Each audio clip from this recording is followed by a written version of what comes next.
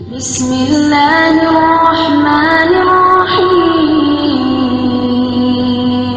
إن القرآن له فضل أولها حب المنان يرضى الله تعالى عنا حين تعلمنا القرآن في الجنة نقرأ ونرتل نصعد بالقرآن جنان فبإذن الله سنحفظه لن نترك حفظ القرآن.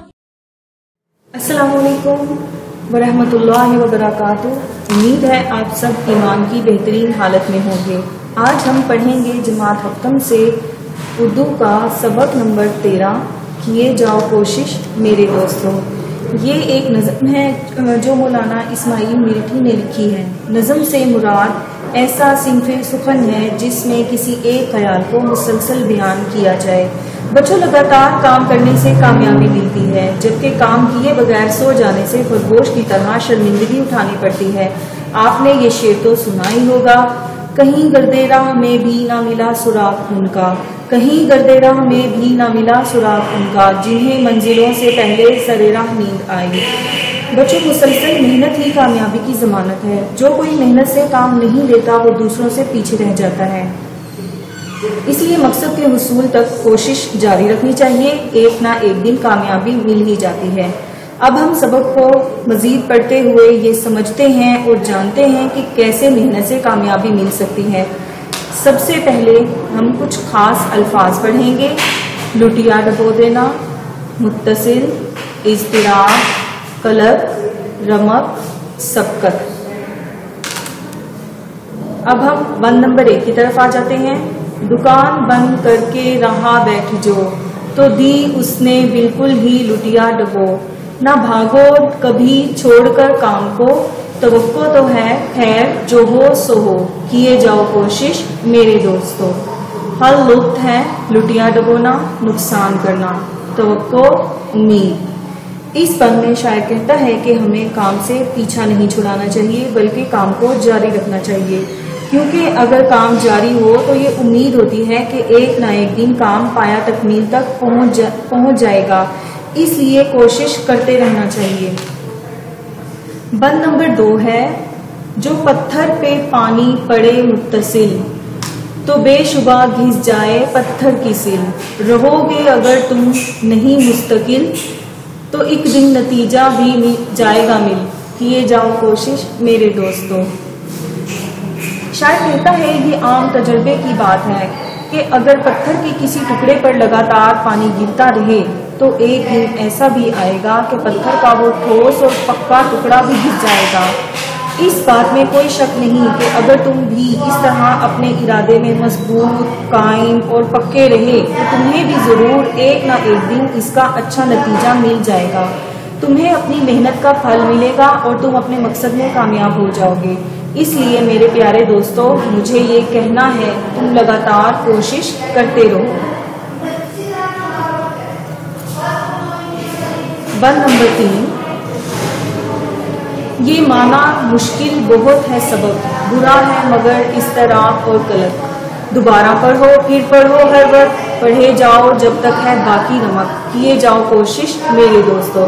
حل لطف دیکھ لیتے ہیں. اضطراب، بے چینی، قلق، افسوس، رمق، آخری سانس. اس بند میں شاعر کہتا ہے اگر سبق یاد نہ ہو تو دوبارہ کوشش کرو، جب تک تمہاری سانس میں سانس باقی ہے تم علم حاصل کرتے رہو، آخر ایک نہ ایک دن تم اس میں کامیاب ہو جاؤ گے. اس لیے میرے عزیز دوستو کوشش کو جاری رکھو. بند نمبر 4 ہے اگر طاق میں تم نے رکھ دی کتاب تو کیا دو گے کل امتحان میں جواب. نہ پڑھنے سے بہتر ہے پڑھنا جناب، کہ ہو جاؤ گے ایک دن کامیاب، کیے جاؤ کوشش میرے دوستو.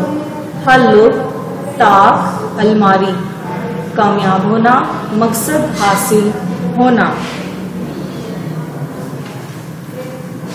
اس بند میں شاعر کہتا ہے کہ اگر تم نے اپنی کتاب کو بند کر کے الماری میں رکھ دیا ہے، نہ اس کو پڑھا ہے نہ ہی اس کو سمجھا ہے، اور لکھے ہوئے سبق کو یاد بھی نہیں کیا، کل جب تم امتحان کے کمرے میں بیٹھو گے تو پرچے میں کیا لکھو گے؟ اپنا پرچہ کس طرح حل کرو گے؟ ظاہر ہے وہی طالب علم اپنا پرچہ حل کر سکتا ہے جس نے کتاب پڑھ کر امتحان کی تیاری کی ہوگی، اس لیے نہ پڑھنے سے پڑھنا بہتر ہے۔ اگر تم پڑھو گے، خوب محنت کرو گے، اپنا سبق بھی وقت پر یاد کرو گے تو ایک دن ضرور کامیاب ہو جاؤ گے، اور اگر تم دل لگا کر نہیں پڑھو گے، محنت نہیں کرو گے تو پھر کامیاب نہیں ہو سکو گے۔ اس لیے میرے دوستو میری نصیحت یاد رکھو اور لگاتار کوشش کرتے رہو۔ بند نمبر 5 ہے، جو بازی میں سبقت نہ لے جاؤ تم، خبردار ہرگز نہ گھبراؤ تم، نہ ٹھٹکو نہ جھجکو نہ پچھتاؤ تم، ذرا صبر کو کام فرماؤ تم، کیے جاؤ کوشش میرے دوستو۔ حل لو، سبقت لے جانا، آگے بڑھ جانا، ٹھٹکنا، چلتے چلتے رک جانا، پچھتانا، شرمندہ ہونا۔ شاعر کہتا ہے اگر تم کسی کھیل میں آگے نہ بڑھ سکو تو اس وقتی ناکامی سے بددل اور مایوس نہ ہو جاؤ۔ یاد رکھو ناکامی کامیابی کا پہلا زینہ ہے۔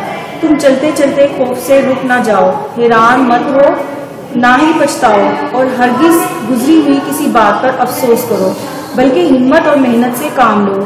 اگر تم ایسا کرو گے تو ضرور کامیاب ہو جاؤ گے اور کامیابی تمہارے قدم چومے گی۔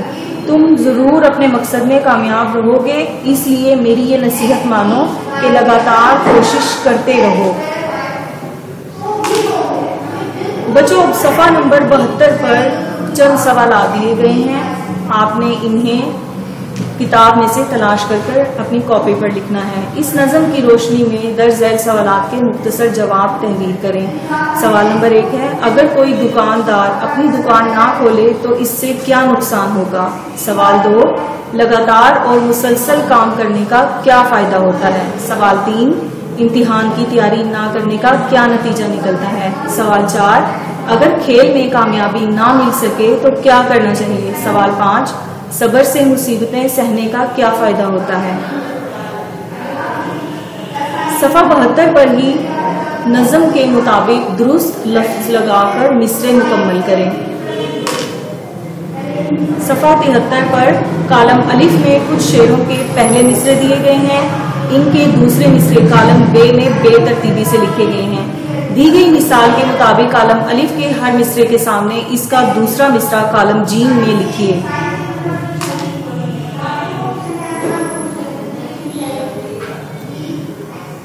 سوال 4 ہے، اعراب کی مدد سے تلفظ واضح کریں۔ توقع، متصل، شبہ۔ سبق، امتحان۔ سوال 5، جملوں میں استعمال کریں۔ لٹیا ڈبونا، اضطراب، رمق، جستجو، سبقت۔ اب بچوں آپ نے اس سبق کو اچھی طرح سے پڑھا ہے، امید کرتی ہوں کہ آپ یہ سرگرمی حل کر سکیں گے۔ دیے گئے سوالوں کے جواب دیں۔ اگر کوئی سبق مشکل ہو تو آپ کیا کرتے ہیں؟ رک رک کر کام کرنا کیسی عادت ہے، اس کا کیا نتیجہ نکلتا ہے؟ اگر مشکل پڑنے پر انسان گھبرا جائے تو کیا کرنا چاہیے؟ بچوں گھر پر رہ کر خود کو اور اپنے گھر والوں کو محفوظ رکھیں۔ اللہ حافظ۔